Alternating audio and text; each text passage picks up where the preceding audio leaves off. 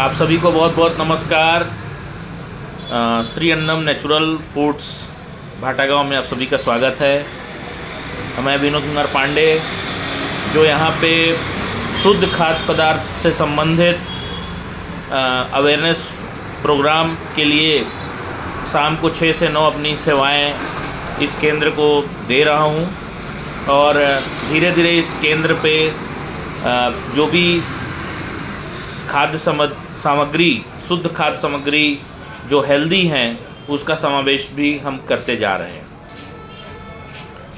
अब मैं आज जो बात करने वाला हूँ, मैं बात करने वाला हूँ कि हमारा शरीर में एक गुण है, वो गुण है हीलिंग की, जो कि बिना किसी रासायनिक पदार्थ के, मतलब बिना किसी दवाइयों के भी शरीर अपने आप को हील कर सकता है। नेचुरोपैथी एक टर्म है जिसको बोलते हैं प्राकृतिक चिकित्सा।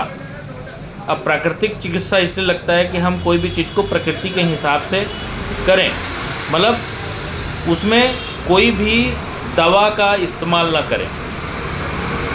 शुद्ध जल, शुद्ध हवा और धरती का स्पर्श, यही सब गुण मिलके हमारा शरीर का शरीर हमारा बनता है, और इन्हीं से ये चिकित्सा हो जाती है। शरीर में एक गुण होता है कि वो बाहर की जो भी बीमारियां हैं उनसे वो लड़ सकता है, परंतु उसको हमको सशक्त करना पड़ेगा। सशक्त करने का मतलब है कि उसको हमको रेस्ट देना पड़ेगा। अब वो रेस्ट देने का मतलब ये है कि आप उस समय जो भी आपका पाचन तंत्र है वो कमज़ोर हो जाया रहता है। आप अगर गरिष्ठ भोज्य पदार्थ लेंगे, तेल वाले मसाले वाले भोज्य पदार्थ लेंगे, तो शरीर दो चीज़ों से लड़ रहा होता है। उस समय वो उसको पचाने में भी अपनी एनर्जी करता है, और उस जो भी बीमारी इन्फेक्शंस है उससे भी लड़ने में।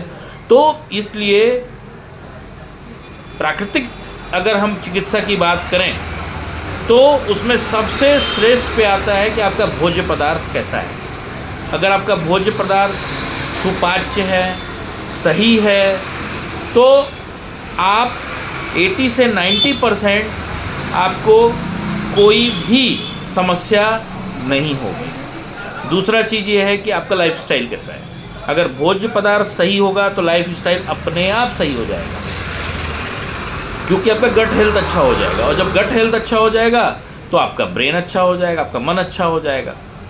तो हम लोग अब यह केंद्र जो है ये राजीव दीक्षित जी के विचारधारा से प्रेरित है, और हम पूरी कोशिश कर रहे हैं कि सही का खाद्य पदार्थ लोगों तक पहुंचाए, जिससे लोग बिना दवाइयों के ही एक सही भोज्य पदार्थ का सिलेक्शन करके अपने आप को स्वस्थ कर सकें, और जिससे उनका जीवन खुशहाल रहे।